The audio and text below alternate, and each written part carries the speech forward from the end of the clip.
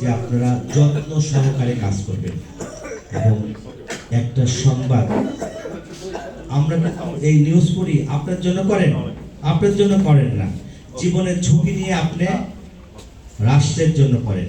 এর জন্য আপনাকে লাঞ্ছিত হতে হয়, অনেক কথা শুনতে হয়, কিন্তু সম্মান কিন্তু আছে। এবং যখন সম্মানের সাথে নিউজটা প্রচার হয় বা নিউজটা যখন ডেলিভারি যায়, তখনও কিন্তু দর্শকরাও যখন দেখে ভালো লাগে, দর্শকদেরও ভালো লাগে, আপনারা কিন্তু কাজ করার যে ফিলিংসটা সেটাও কিন্তু ভালো লাগে। অতএব যত্ন সহকারে কাজ করবেন, উদ্দেশ্যমূলক কাউকে আঘাত করবেন না।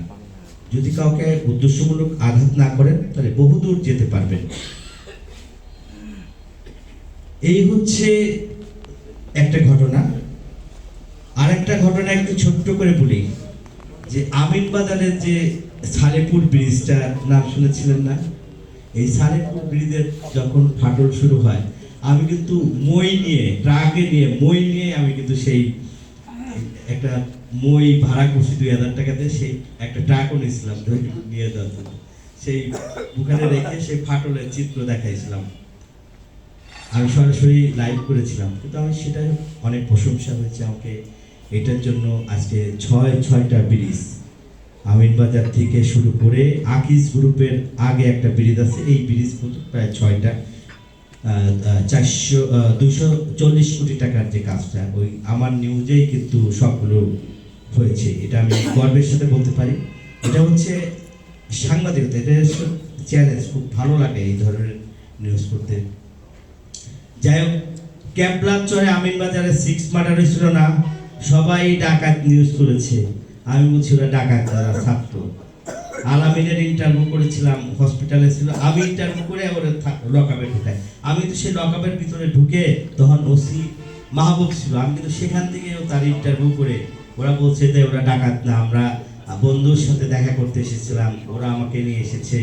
দেখেন, সেই নিউজটা যখন আমরা যদি সবাই ডাকাত নিউজটাই করতাম ডাকাতি, তাহলে কিন্তু আজকে আসল ঘটনা ওই গ্রামবাসীর বিরুদ্ধে এই মামলাটা হয় না, যেটা নিয়ে সারা দেশে আলোচিত হয়েছে। সেটা কিন্তু সেই ক্যাবলাচরে, আমার সাথে তখন কেউ ছিল না, আমি তখন এই গোষ্ঠীতে এই রিপোর্টটা করেছিলাম। আপনারা সাভারের লিজা নামে একটা মোটা সাংবাদিকের নাম শুনছিলেন না? ওনাকে আমি পেয়ে এই বৃষ্টির এই পানির মধ্যে নেমে আমি কিন্তু সেই শুট করেছি। ওখানে দেখি রামদাও রয়েছে, এই হত্যার যাদেরকে হত্যা করেছে তাদের জুতা রয়েছে, স্যান্ডেল, তারপরে প্যান্ট রয়েছে।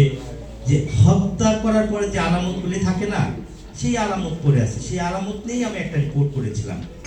তখন রফিক ছিল এডিশনাল এসপি, ডিআইজি ইকবাল বাহার চৌধুরী ছিলেন, নাকি এসপি ছিলেন।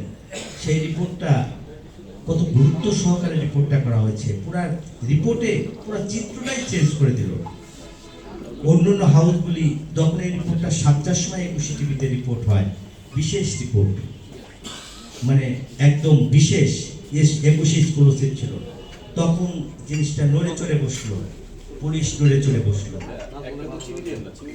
তো সবচেয়ে এই হচ্ছে ঘটনা।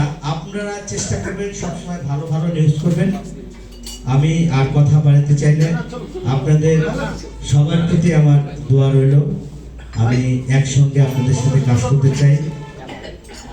সাংবাদিকতা করবেন, কখন কোন ঘটনা কিভাবে লেগে যায়, আপনারা আপনাদের মতো কাজ করবেন, এটার ফল একদিন পাবেন। দোয়া করি সবাইকে। শুভ জন্মদিন। ধন্যবাদ।